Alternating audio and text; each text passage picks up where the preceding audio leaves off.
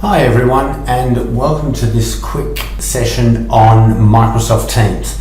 This is an overview session. I'm not going to be going into a lot of detail showing you how to do everything. I will do that in later videos.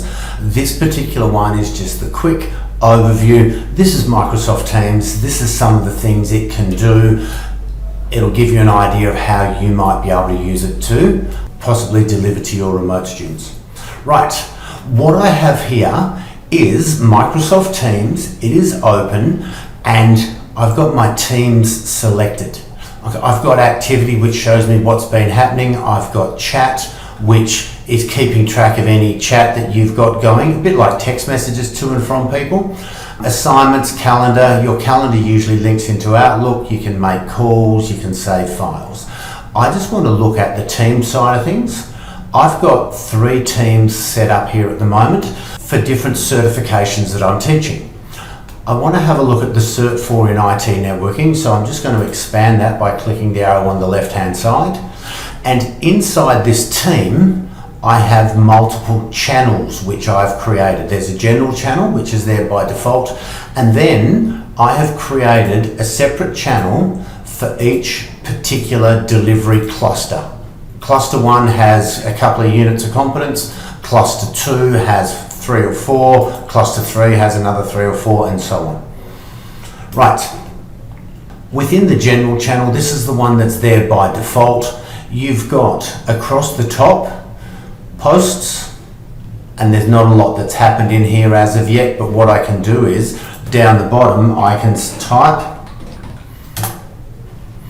hi everyone, and I can post it.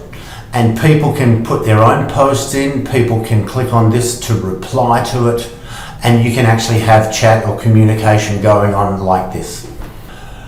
For teaching purposes, let's have a look at my Cluster 1. So within Cluster 1, I have posts, and there's a couple of things that have happened previously. There's a Files tab, and these are files that I have dragged and dropped into this location for my students to access. Notes. The Notes tab actually opens up OneNote. And within OneNote, you can, as you would normally access OneNote, you can click on the drawer and you can do whatever you like. You can scribble, you can write, you can do diagrams, you can line things out, you can use your rubber to get rid of things. And you can see here, this is just stuff that I created earlier on when I was mucking around. With OneNote, you can very easily go and choose different pages. I can right click here, right click, new page. So there's another new page. I can give it a title if I want. Click in here, title, and so on. So that's the notes section. Okay, it opens up OneNote. You can use it a little bit like a whiteboard. Students can all access this and collaborate if they need to. Now, what else I have across here are 4 websites and a PowerPoint that I've put up there. This particular cluster targets one of the units called Copyright, Ethics and Privacy in an IT Environment. So what I've done is I have used this plus sign here to add a tab, and I selected the website tab and I gave it a name such as copyright law, and then I copied and pasted the website's URL that I want my students to have access to. I'm just going to cancel that, and the end result was when I click on the copyright law tab, you can see I copied in a wiki, Copyright Law Australia. And I did this because it will be a useful resource for my students. I did the same thing with IP Australia, I did the same with anti-discrimination, and the same with privacy principles.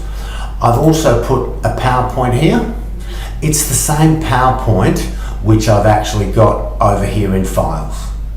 It's 6 of one, half dozen the other how you use it. I've just done it for demonstration purposes at the moment. Right. If I go to my second cluster, this one has not been populated as of yet. So you can see post, files, notes, that's it. If I go to files and I want to drag a file in, what I can do is I can go and grab a file that I'm going to need. I can drag it and drop it, and there it is. There is another one. What am I looking at? Task 1, task 2. So I'll just start dragging and dropping them in, and so on. So it's literally drag and drop, and in it goes. I've also got a test channel down here, which I'm going to delete later on. I had some meetings here. What you can do is you can actually create dedicated channels, and in each channel you can group your students together and they can have their own meetings to collaborate and to do group work.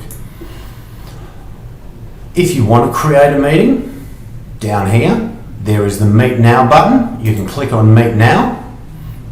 And there's a picture of me, don't be afraid. Actually, you probably should be afraid. You can add a subject. I'm just going to call it test meeting. You can check with your camera is on or off. You can switch it around. And when you go Meet Now, it's going to pop into the meeting screen. It's initially showing me what's in my camera. And you've got the ability to turn your camera off. You can turn your microphone off or mute it. You've got an option to share your screen, and more actions will allow you to check your video settings, microphone settings, things like that. These are some people that I might want to invite into the meeting. SSI test 1, I'm going to click here and I'm going to ask to join, and test 2, I'll ask to join. Okay.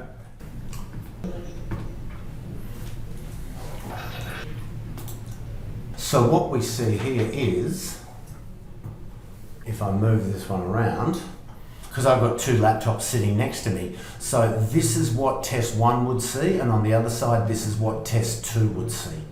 You can have the conversation window up. Whoops, let me bring that back up. So during the meeting people can type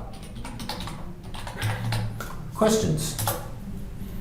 So you might be dealing with 10 or 15 students all at once, and they can be typing in their questions in here while you are delivering some learning content. As the questions pop up, you can stop and address those. Once you are ready to leave the meeting, you can hang up. Notice here, the meeting is still open. That's because the 2 laptops sitting on my desk have still or have not yet left the meeting. Let me just leave the meeting on both of them, and when I've left, which is now, you should see this meeting any second now close up. There we go, it's closed. The last thing I want to show you is adding people to your team. Okay, so this is a team that I've created. It's already got a lot of content in it. If I click on the more options, you've got the option to manage your team, add a channel, add members, or you can even leave the team if you want. I'm going to go manage team, and you can see there's me, members and guests. Members are people from within the organisation, guests are people from outside the organisation. If I want to invite someone, over here on the right hand side there's the add member button. I can click add member, and all I need to do is type in the email address. It needs to be in an email address format. Once it's in an email address format, you type it in. Now this doesn't actually exist. You click it and you go add.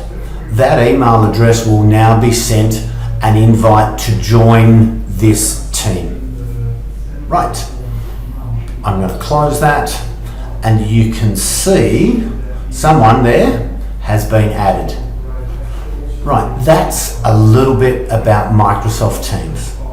It's certainly not the be all and end all. I just wanted to give you a very quick overview. I hope it's been beneficial. I'll be creating more in-depth videos about Microsoft Teams. If you have any questions, please contact Skill Strategies. Thank you.